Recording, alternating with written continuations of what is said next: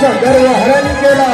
आणि आपला वाहन बनवला तोच हा मुष्कासूर तोच हा मुष्कासूर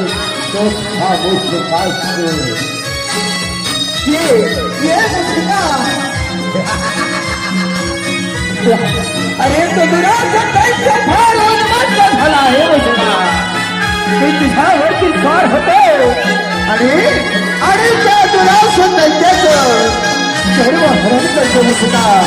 सर्व हरण करतो सर्व सोडले सारे जोगण मिळून